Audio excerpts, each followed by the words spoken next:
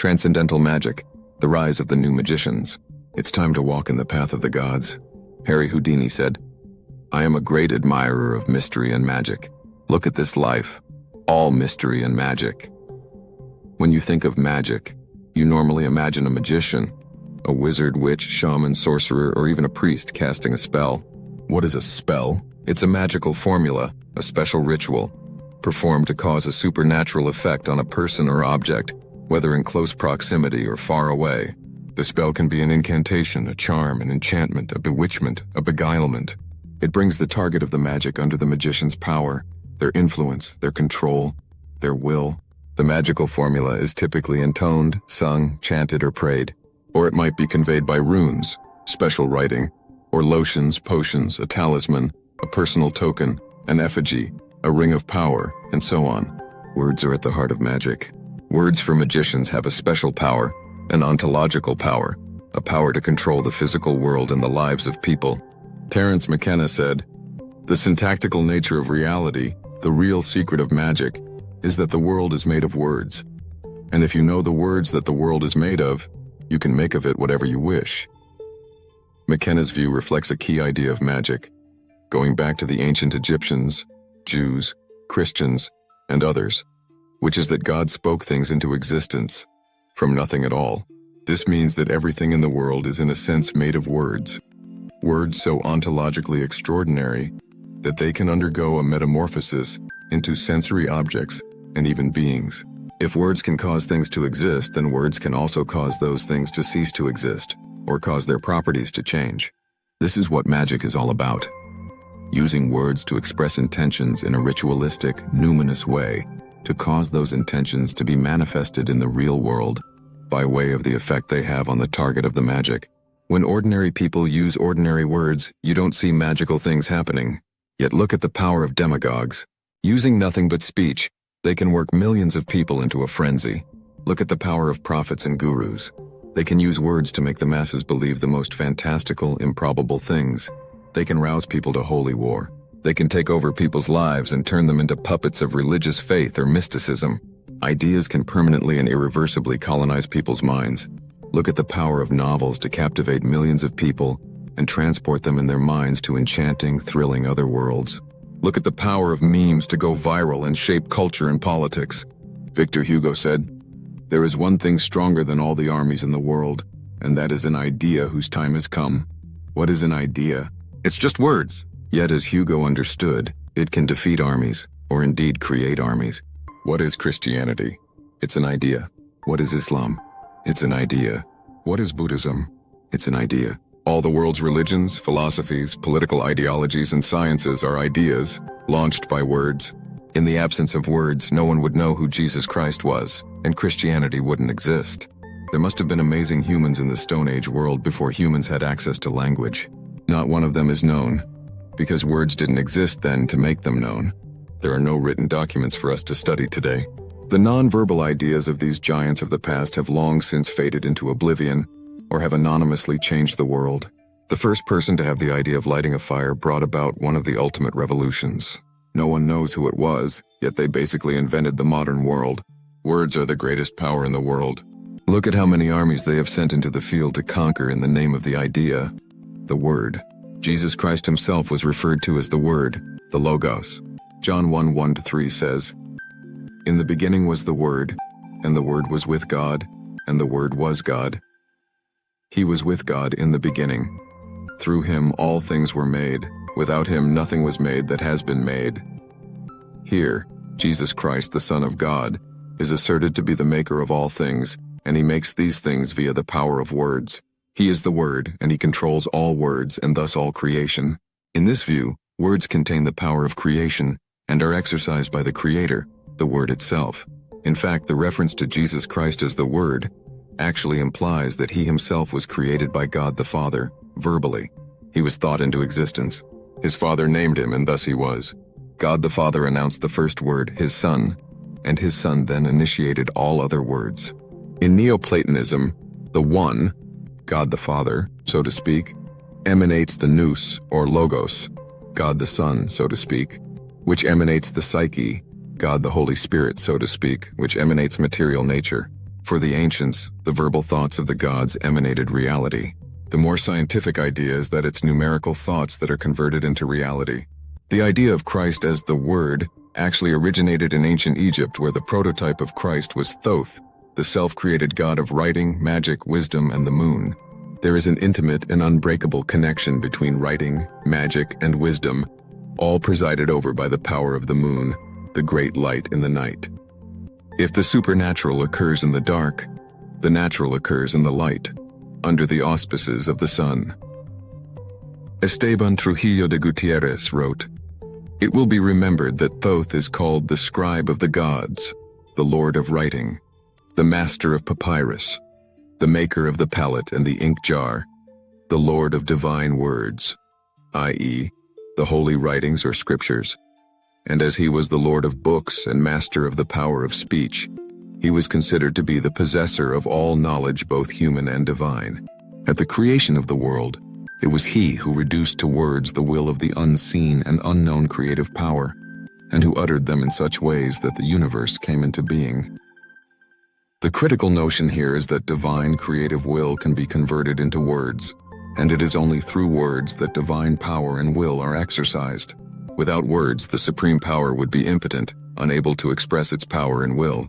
With today's science, it's the language of mathematics, of numbers, that is responsible for creation.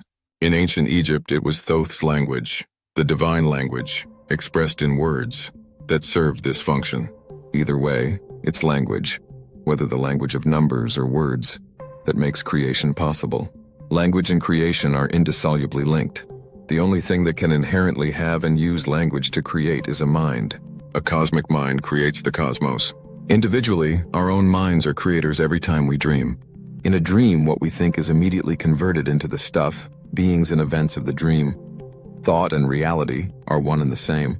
The ancients believed that the thoughts of the gods, if the gods willed it, were immediately translated into reality. Thoughts and being were identical. This is the fundamental doctrine of magic. To think it in the prescribed magical way is to make it happen across any distance. Nowadays, magic is imagined to be something opposed to science. In ancient times, magic was science. Sci-fi writer Arthur C. Clarke said, "Any sufficiently advanced technology is indistinguishable from magic." To the ancient mind, words had incredible power. Pythagoras was the first to see that numbers were in fact where the true power of the universe resided.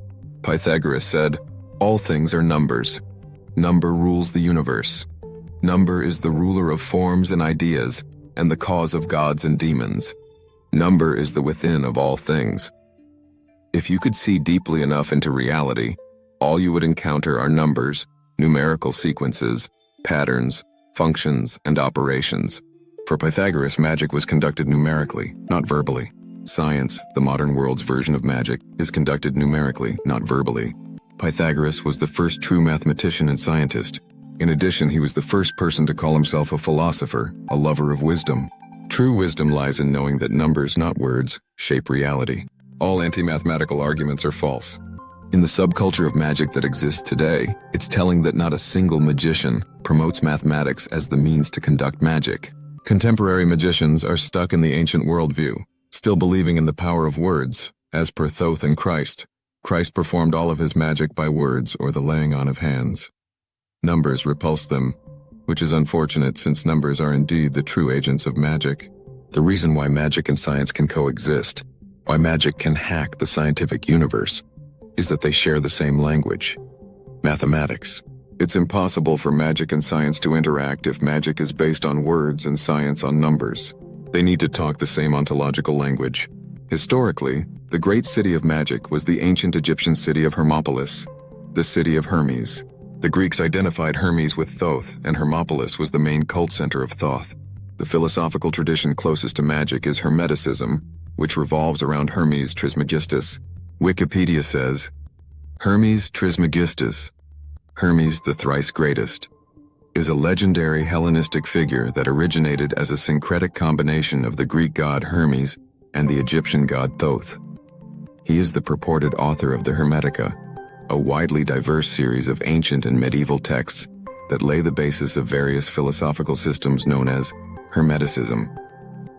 The true name is a crucial idea in magic. Wikipedia says, A true name is a name of a thing or being that expresses, or is somehow identical to, its true nature. The notion that language, or some specific sacred language, refers to things by their true names has been central to philosophical study, as well as various traditions of magic, religious invocation, and mysticism, mantras, since antiquity. A clear distinction has to be made between man-made language and true language, which is to say, the language of God, the language of creation. In magic, it's actually God's language that connects words to reality. Man-made language doesn't. So, for a magician to control the world via words, he needs to know God's language, or he needs to make ordinary language sacred so that it can partake of the same power as God's holy language of power. Spells are all about using ritual to imbue certain words or combinations of words with numinous power, which then makes them able to alter physical reality. Why do Jews never say God's name directly? Why do they write GD rather than God? It's because they are terrified of the power of the word. Wikipedia says, Hellenistic Judaism emphasized the divine nature of Logos, later adopted by the Gospel of John. The true name of God plays a central role in Kabbalism. See Gematria, Temera, YHJabuH, the Tetragrammaton, and to some extent in Sufism. See 100th name of God. The ancient Jews considered God's true name so potent that its invocation conferred upon the speaker tremendous power over his creations. To prevent abuse of this power, as well as to avoid blasphemy, the name of God was always taboo and increasingly disused, so that by the time of Jesus, their high priest was supposedly the only individual who spoke it aloud, and then only in the Holy of Holies upon the Day of Atonement. Knowing something's true name gave you power over it. In the fairy tale Rumpelstiltskin, a girl can free herself from the power of a malevolent, imp-like being only by learning his true name. The creature gives her 3 days, and she succeeds at the last moment only by overhearing him revealing his true name in a triumphalist song he was singing. Legend has it that Solomon was able to build such a remarkable temple in Jerusalem because he was given a magical ring by Michael the archangel, which allowed him to know the true names of all the demons and consequently command them to construct the most wondrous temple. One might refer to Solomon's temple as Pandemonium, the temple of all the demons, since it was all the demons that made it, under Solomon's magical control. In magic, words are power. Some words are ultimate power. To know the true name of God is more or less to be God. With that knowledge, you could then control God. In Egyptian lore, the goddess Isis was, through an elaborate trick, able to discover the true name of the great sun god Ra. This gave her complete power over Ra. Much less well known than the true name is the true number. If you know something's true number, you can gain control over it, just as if you know its true name. The true number is relevant to numerology and the related subject of gematria. Wikipedia says, numerology is the belief in the divine or mystical relationship between a number and one or more coinciding events. It is also the study of the numerical value of the letters in words, names, and ideas. It is often associated with the paranormal, alongside astrology and similar to divinatory arts. Pythagoras and other philosophers of the time believed that because mathematical concepts were more practical, easier to regulate and classify, than physical ones, they had greater actuality.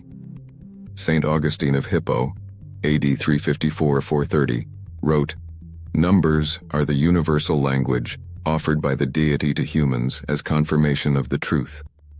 Similar to Pythagoras, he too believed that everything had numerical relationships, and it was up to the mind to seek and investigate the secrets of these relationships, or have them revealed by divine grace.